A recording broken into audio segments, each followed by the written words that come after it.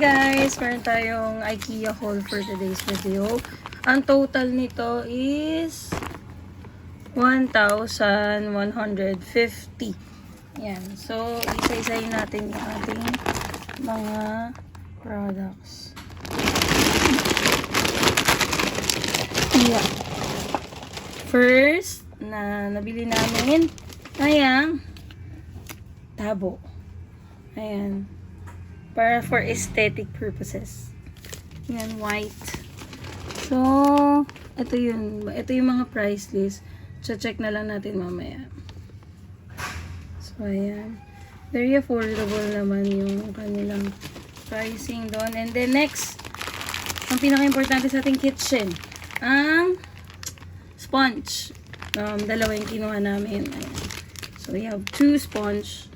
Tapos, ito naman yung para sa soap. Ayan. Dalawa rin yung kinuha ko nito eh. Ginaganyan lang siya, guys. Ayan. Tapos, ipapump mo na lang. Ayan. Ayan. Dalawa rin to.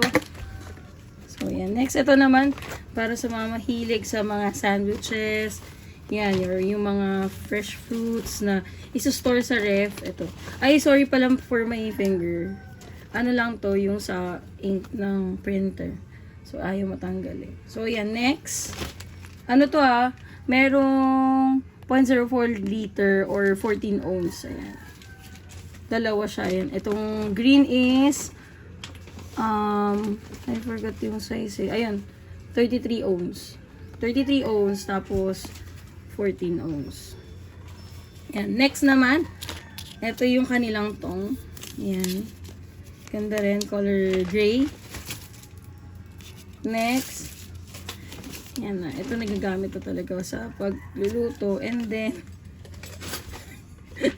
meron din tayo mga aesthetic na baso. Dalawa din to dahil dalawa lang naman kami sa bahay. Napakaganda niya tingnan. Ayan. Ayan. Doon pala meron din. Kayo rin na magpapak nito mag-isa. Ayan. Ayan. Dalawa to. Ayan. Tig-isa kami ng aking hubby. Tapos, ito yung pinaka-excited ako. Ito yung dinayo ko dun talaga. Ito pa pala yung isang, soap dispenser. Ayan. Angat mo lang siyang ganyan. Tapos, pump. Ayan. So, ito try na namin mamaya. Ayan. Bumuksan na namin. And then, ito. Ito yung gusto ko sa kanila. Yung mga affordable nilang bowl. Ayan. I also got 2 for us. And then, my husband. So, dalawa lang naman kami sa house. Ayan. And then, syempre, yung isa rin sa mga kailangan ko. Sayang walang ibang color. Green lang talaga. Kaya wala kaming choice. Ito lang yung meron. Green. Tapos, ito rin yung gusto ko. Pag nandun kayo, guys, marami kayo mabibili. Yung semi, parang lang siya. Pang may sabaw. Ayan. Na pinggan. Ayan, dalawa rin yung kinuha ko. I got 2. And then, ito yung pinakagusto ko. Yung pinggan. Diba? Ang ganda. Ayan, mas malaki talaga siya compared dun sa isa. Ito yung isa. Ayan. Pwede siyang ipatong.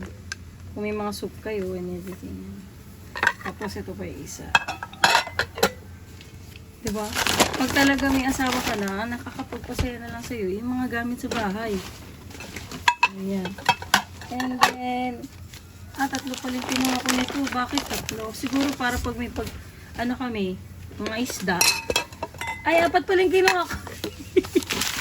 O, diba?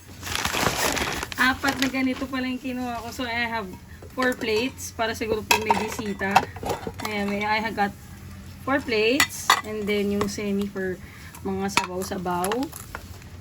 Ayan. And then, yun lang. Ito lang yung na-haul namin for that specific IKEA visit. So, ito yung maliit for mga talaga. So, sawan and so, babalik tayo. Tingnan natin ang presyo nito. Ayan. Ito yung sponge 90 pesos lang yan ito. And then, para naman sa bag, 30 pesos. And then, yung sa Ayan. Resealable bag, 120. Itong bowl is 80 pesos. Yung deep plate, yung pala yung tawag doon. Yung deep plate is 80 pesos din.